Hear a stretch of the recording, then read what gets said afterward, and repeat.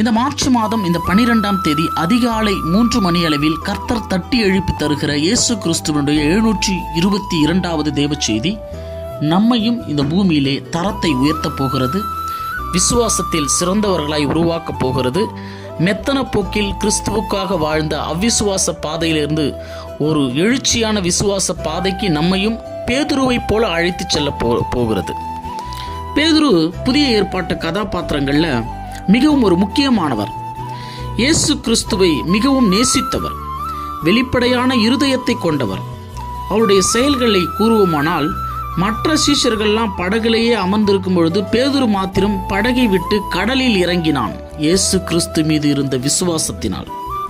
ஒரு கெத்செமனே தோட்டத்தில் உணர்ச்சி வசப்பட்டு ஒரு சேவகனின் காதை வெட்டினான். இயேசு கிறிஸ்துவை கைது செய்ய வரும்பொழுது இயேசு தமது பாடுகளை குறித்து பேசும்பொழுது இயேசு கிறிஸ்துவை தனியே கூட்டிக் கொண்டு போய் கடிந்து கொண்டான். இயேசப்பா, நீங்க சிலுவையிலே அறையப்படக்கூடாதுன்னு. இப்படி செயல்பட்ட பேதுரு இயேசு கிறிஸ்துவினுடைய மரணத்திற்கு பின்னர் மீண்டும் தனது மீன் பிடிக்கும் தொழிலுக்கே, பழைய தொழிலுக்கே போனார். எவ்வளவு ஒரு ஆச்சரியம்ல. யோவான் புஸ்தகம் 21வது அதிகாரம் 3வது வசனத்திலே. ஆனா பெந்தகோஸ்தே என்ற ஒரு நாள், பெந்தகோஸ்தே நாள்னா பரிசுத்த ஆவி, கடவுளுடைய சக்தி மனிதனிடத்தில் இறங்கப்படுகிற ஒரு விசேஷம் நடந்தது. அதற்கு பின்பு அவனுடைய வாழ்க்கை முற்றிலுமாக மாறினது.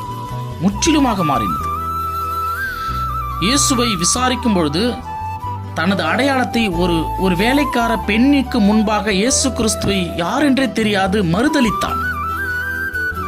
ஆனால் அந்த பரிசுத்த ஆவி என்ற பெந்தகோஸ்தே நாளுக்கு பின்பு அவனுடைய வாழ்க்கையும் விசுவாசமும் அவனுடைய பரிசுத்தத்தின் தரமும் முற்றிலுமாக மாறுபட்டது. யூதர்களுக்கு முன்பாக தைரியமாக சுவிசேஷத்தை பிரசங்கித்தான். இந்த பிரசங்கத்தினால் 3000 பேர்கள் இயேசு கிறிஸ்துவினுடைய நாமத்தினால் ஞானஸ்தானத்தை பெற்று ரட்சிக்கப்பட்டார்கள். பல இடங்களில் சிதறி கிடந்த கிறிஸ்துவர்களை அவன் தன் எழுதிய அந்த நிருபத்தினால் அவர்களுடைய பரிசுத்தத்தின் தரத்தை உயர்த்தும்படி சவால் விடுத்தான். கடவுளுக்குள்ளாக விசுவாசத்தில் மெத்தன போக்குடன் வாழாதீங்க என்று கடிந்து கொண்டான். விசுவாசத்தோட தைரியமா இருங்க, தைரியத்தோட தேவனுடைய ஞானத்தை பெற்றுக்கொள்ளுங்க, ஞானத்தோட இச்சை அடக்கத்தோடு வாழுங்க, இச்சை அடக்கத்தோட ரொம்ப பொறுமையாக வாழுங்க, பொறுமையோட தேவனுடைய பக்தியை நீங்க அதிகரித்துக் கொள்ளுங்க, தேவ பக்தியோட சகோதர சிநேகிதத்தை நீங்க இந்த உலகத்தில் வளர்த்துக் கொள்ளுங்க, சகோதர சிநேகிதத்தோட அன்பை கூட்டி வழங்குவதற்கு அனைத்து முயற்சிகளையும் எடுங்கன்னு சொல்லிட்டு ஒரு மிகச்சிறந்த ஒரு அழகான பிரசங்கங்கள்லாம் செய்தார். கனிதந்து வாழு, பரிசுத்தத்தின் அளவை அதிகரி, இதனால நம்முடைய கிறிஸ்துவனுடைய அழைப்பை தெரிந்து கொள்ளுதலை உறுதியாக்கி கர்த்தரும் இரட்சகருமாகிய இயேசு கிறிஸ்துவனுடைய நித்திய ராஜ்யத்துக்குள்ள நம்மளால பிரவேசிக்க முடியும்னு சொன்னார். ஒரு விசுவாசிகளுக்கு உறுதி அளித்தான்.